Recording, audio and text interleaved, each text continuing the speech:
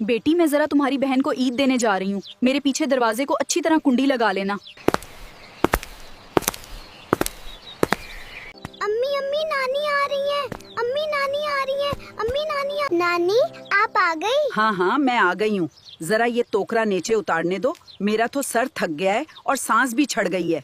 लो अम्मी जी ठंडी लस्सी पी लें। बेटी मेरी तो मत्ती मारी गई है, बाहर बहुत गर्मी है। बैठ जाओ मेरे पास, मैं तुम्हें दिखाऊं मैं तुम्हारे लिए क्या क्या लेकर आई हूँ।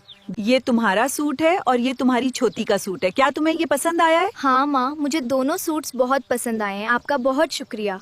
ये देखो छोटी, मैं तुम्हारे लिए भी खिलौने लेकर आई हूँ। देखो कितने प्यारे खिलौने हैं। ये तो बहुत खूबसूरत है। मैंने अपने हाथों से ये परांदे बनाए हैं, तुम अपने बालों में लगाकर तो देखो ये कैसे लग रहे हैं। वाह ये तो बहुत ही खूबसूरत है माँ। माँ आपने इतना कुछ ले लिया हमारे लिए, रहने देते आप। अरे नहीं नहीं, देखो तो सही, ईद है ना, सब तुम्हारे लिए लाई हूँ। बेटियों को देने से कमी नहीं होती, बेटियाँ तो माँओं की जान होती हैं।